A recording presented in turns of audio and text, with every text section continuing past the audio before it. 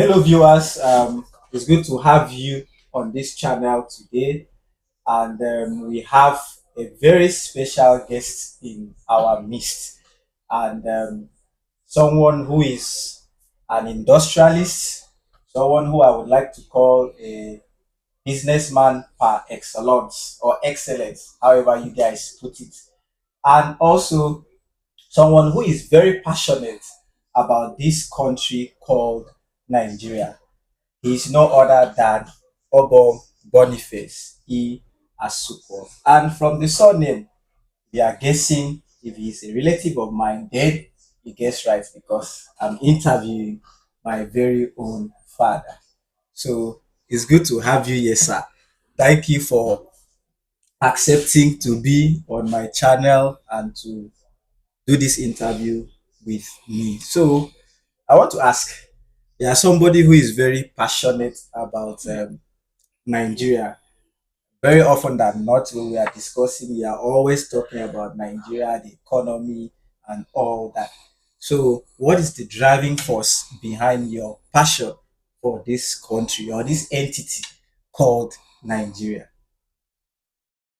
Thank you very much. First of all, let me thank you for having me. Yes, I have passion for Nigeria. We have no other country. I have no other. You have no other country than Nigeria. So everything about Nigeria concerns you, concerns me. So I am worried. I'm always worried when things go wrong. So that is the passion about it. I want things to work out well, especially for the generations to come. Generations to come, absolutely. Because I mean, from the stories we hear as the millennials, it's like we are living in a completely different country from what you and your peers were privileged to experience. And that is part of the driving force behind our conversation this morning.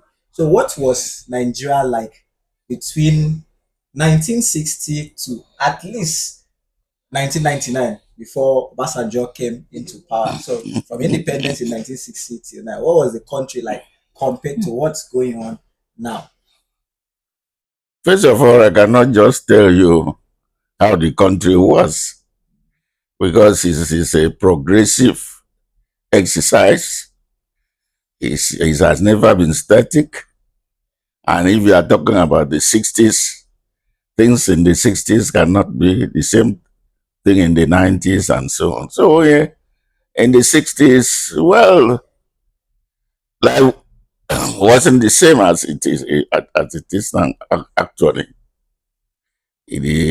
But things were working, well, I would say better. That is, if government says want to provide water, you will see water. If they come to the community and they say they want to provide light, like in those days, only selected council areas or whatever you call it. I don't think it was local government. You will see the light. Not everybody will benefit from it, but the light will be coming and you will enjoy it. The difference now is that government is trying to provide this, amenities, but let me say you cannot enjoy it. Why? Because it will not come the time you want it. It will only come the time they feel it can come. I cannot say what is exactly the cause. For instance, if the government by then Eastern region says they want to come provide water in your community, they will provide the water and they extend it to the streets. So there will be what we call street pumps, even though people will go and line up there and fight and draw the water. but you will see the water. What? But now, and that's why I say that there are changes. Yes. People are not thinking of street pump again. People are thinking of community big boreholes and so on. So these are some of the differences.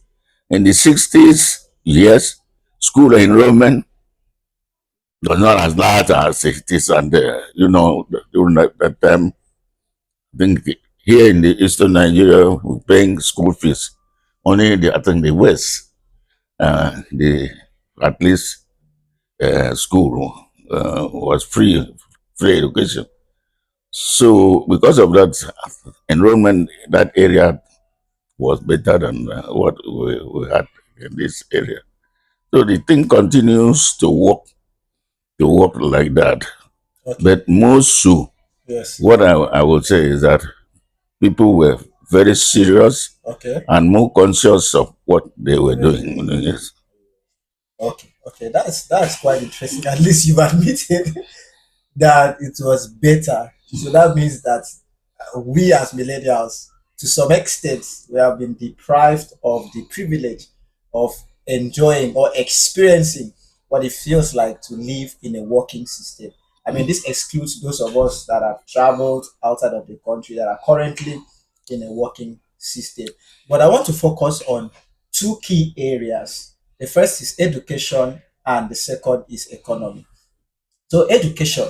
So I used to hear that, oh, scholarship, there used to be scholarship.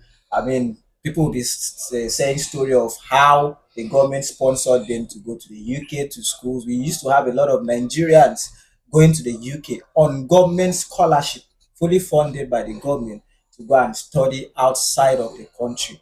So is this assertion actually true? What was the level of government support for education in the country?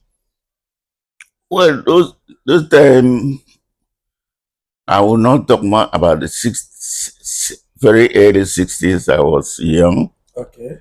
and what I know and what my father, late father, told me is that even communities were Yes. interested in sponsoring people Yes. abroad to Yes. go and study. For instance, here in what is now Akwa Ibom State, Yes. we sponsored some people to UK to go and study and come back. That Okay. group was called something of light, Okay. merchants of light. Oh, okay. They went to study, and I don't want to mention names. Okay. And when they came back, they worked in different places in education and so on. And the government also that time was giving scholarships to those very intelligent Intelligent people. people. They used to be strict. Examination, and Okay. that when you are qualified, Yes. you go. You go.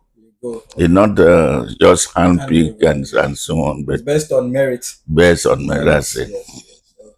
Okay. So would you made mention of community sponsoring. So does it mean that we have lost that sense of communal living to some extent currently? Would you say so? Since Well, it was not solely a government responsibility, we had people in the community sponsoring others. Have we lost that sense of communal living, in your opinion? I would not say we've lost it completely. Okay. It depends on the communities. Individuals used to group themselves, Yes. what we call birds of the same feather. For instance, grade two teachers Okay. who were then headmasters and so on. Yes. So they can decide, I say, what are we doing? Let us contribute and sponsor one person. Okay. After that person, we take another Another person. person Okay. and so on. That was still a sort of community effort Yes. by individuals, and I know that they went abroad, studied, and came back, and they think recycled like that. Like But I that. think we've lost that. I Yes. think we've lost that. But at the same time, Yes. I think individuals used to give scholarships, wealthy I individuals. used to give scholarships as Used well. to give, but that is not completely lost. Yeah. How many teachers would even be able to sponsor in this current economy? How many teachers would even be able to sponsor? I think that's the That may be the problem now because One of the problem, definitely. that may be the problem now. Yeah.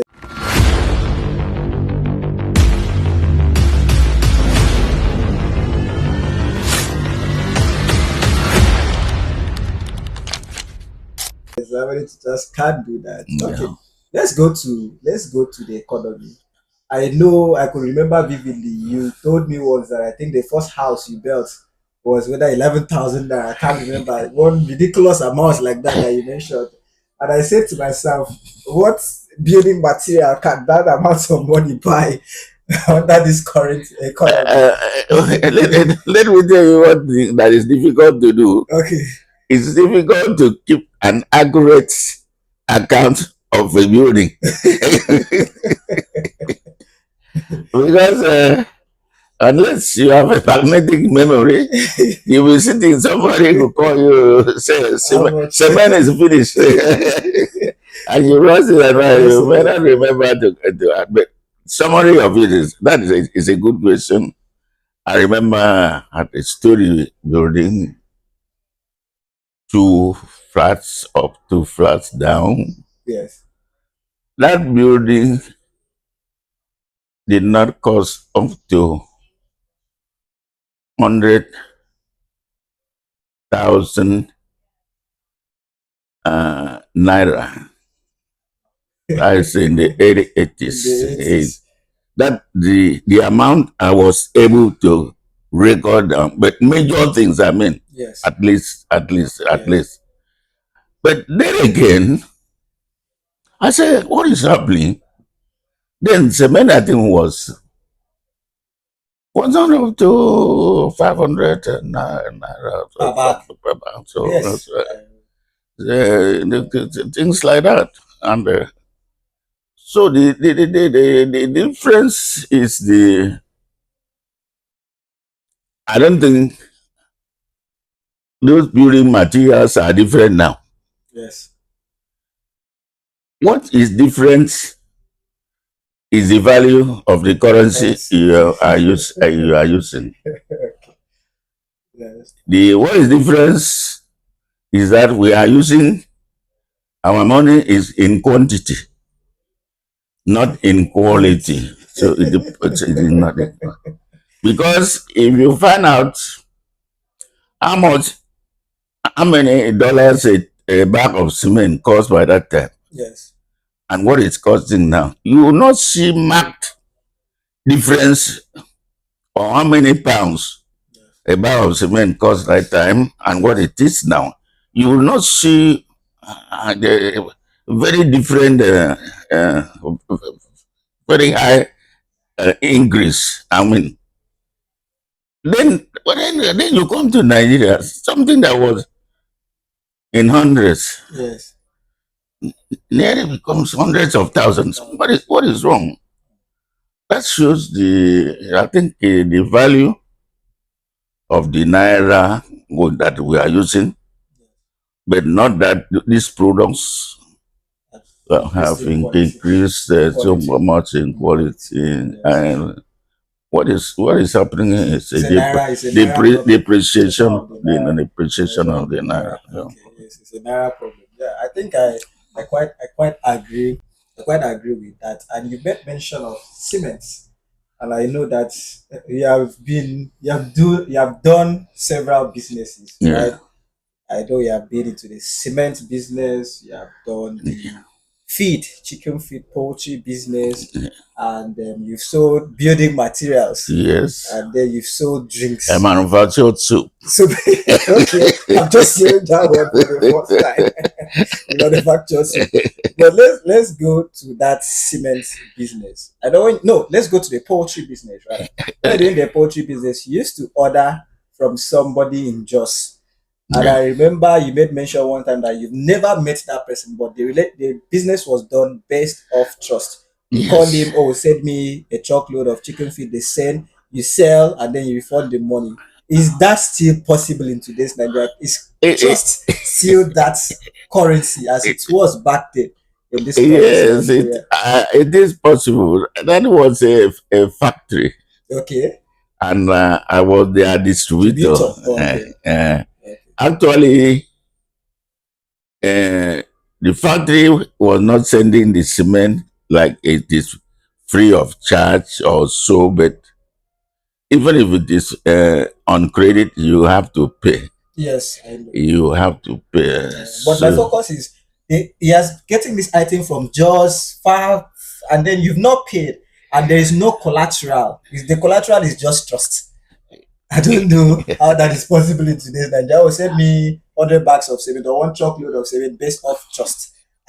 it depends on your relationship With the with person. the manufacturer of the product. Yes.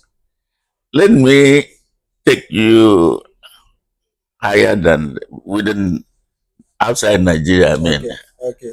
in those days, we used to do importation Yes. of goods, massive importation.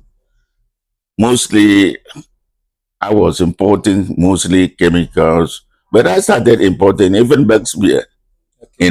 Bucks beer in bottles, Bucks beer in cans, and so on. There were so many payment options Yes. for the goods. Yes. One was you open letter of credit, Yes. Letter of credit. the goods will come. Then you collect the documents and clear your goods.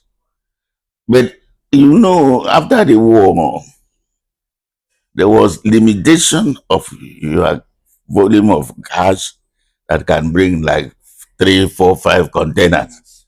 So we had to not leaking out secret, but this is I think you have to look for credit facilities abroad as you're talking about the trust in sending you goods and you sell and come send back the money. Yes. So credit facilities abroad, and that we had an opening that we used to send about 5, 10 containers of goods to you, and you sell and return, and they will send the documents to bank. Sometimes they call it, if they didn't know you well, they say, okay, when the documents come, you pay and collect the documents, go and clear your goods. And that is cash against documents. Document.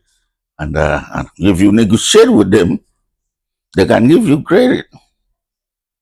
And that one depends how many days, if there are 90 days or so, they will call that as an acceptance Okay. Yes. and acceptance Yes. and payable either 60 days or 90 days Yes. after date of bill of lading. Lady. And that one, you walk into the bank, accept the document, sign the bill of exchange, sell the goods, pay the money back to the bank, and the bank will remit. All those things went bad when Nigeria was no longer able to, even when you pay the money to the bank, Yes. for them to remit the money to the suppliers. So we lost that. Let me say, Nigeria lost that credibility. It's because it was not a issue of the buyer; it was issue of the central bank being unable to remit payments. So that was the time. But now those facilities may still be there. Yes. I'm not sure because I've been Yes, out of indeed. that. I've been Yes, out of indeed. that business for a Yes, long indeed. time. For a Yes, long indeed. time. Yes, indeed. Uh, Yes, indeed. Yes, indeed. Okay. These conversations cannot actually be complete without talking of the Civil War. I know you have said oh, it in passing. Without talking of the Civil War, there is no Nigeria without, the Civil War. So, what impact did the Civil War have on the economy and on Nigeria as a whole? I did not witness it. You witnessed it. How was it like? Did you have like a ship where you went to go and hide underground? We hear stories that you built something underground and hide. I don't know. So how was it like? Were there bombings? Bombs being thrown here and yeah, there, or were yeah. there certain parts of the country that were still operational in spite of the fact that the country was at war? Well, thank you. I think you need a good answer for the that question because you were not there. Yes, I was not you. And unfortunately for you, I think you were not taught history. I was told. I was just told. I was told. I I was told. think we will now we will have we'll go back to teach our children history so that they can know what happened in the past. Yeah. Actually, I wasn't in, like, say, Akwa Ibom now, this part of the country when the war broke out. Yes. I was in Ibadan. Okay. Um, The and, West. and I was working for a company. Okay. Yeah. Yes. It wasn't easy.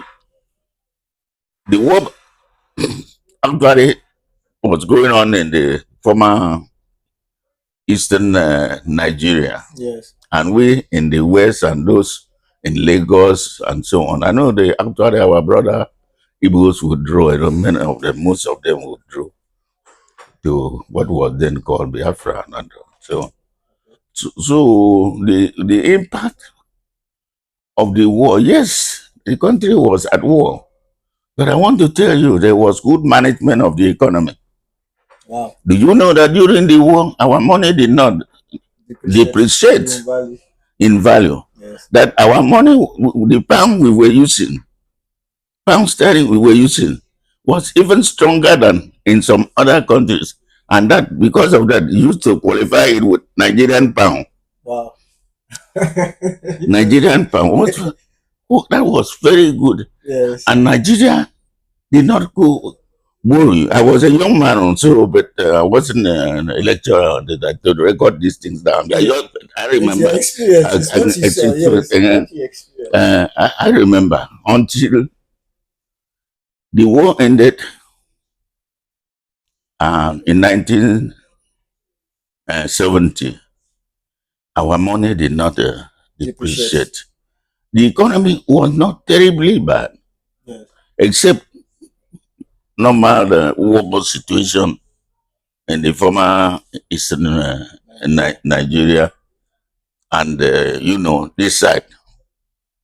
This was now called Akwa Ibom and so on, was earlier liberated before the others. So life was going on. But one thing I thank God is that I lost no money, nobody, no human being to the war. What do I mean? I came back, saw my father, saw my mother, saw all my brothers.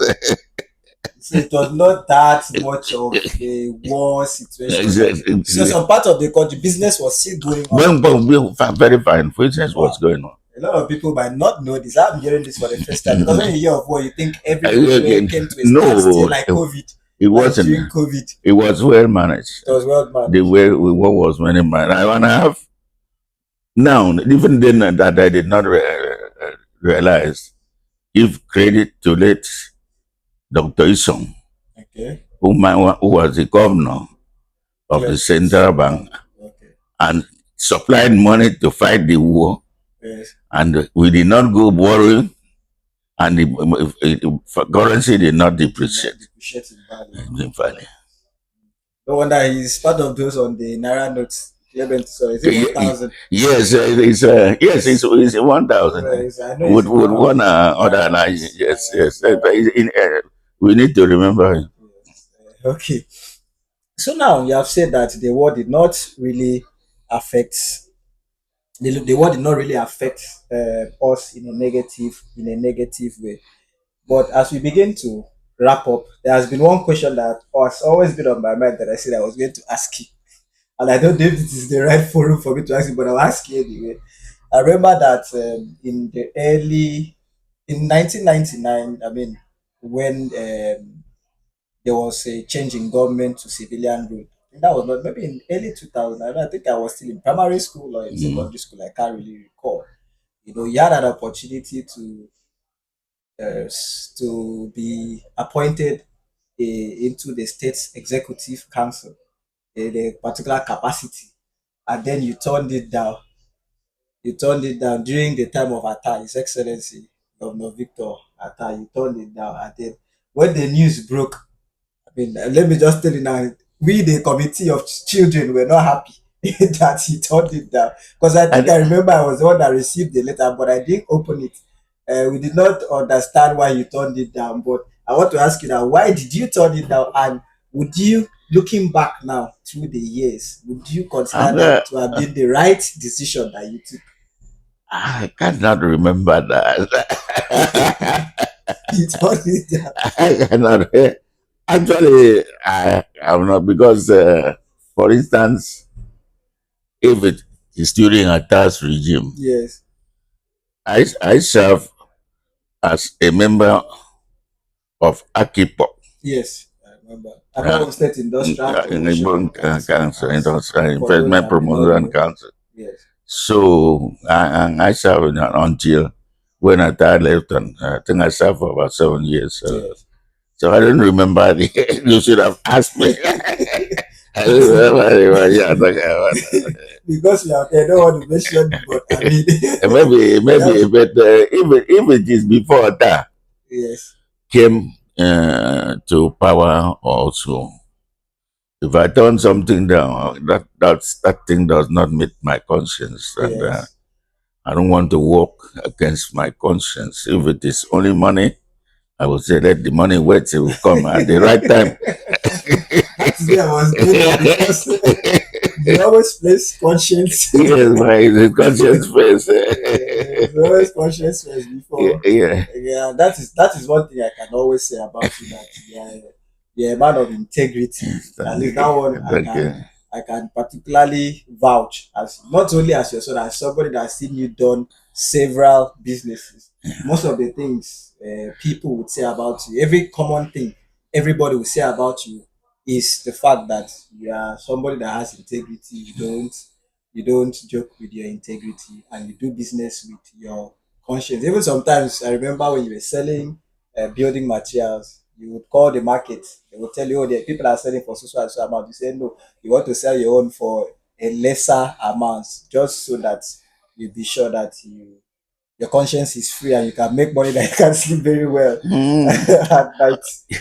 Yeah, if you take me back to the building material term, one thing I fought and succeeded Yes. was refilling of cement Okay. in then a wet market. Yes. When I went to that market, the laborers, the uploaders, loaders, told me, sir, sir, if you don't do business, you will not stay in this market.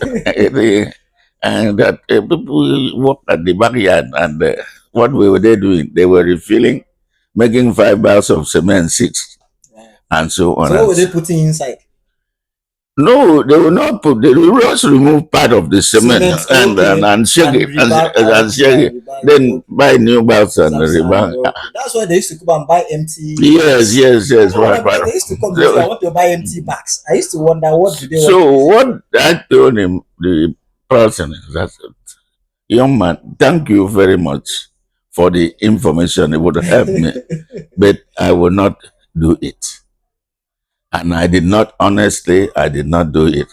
What I did was to continue to sell soundbars at a higher price. Yes. And gradually, people realized that they were making very weak blocks Yes. from the rebarb cement, Cement.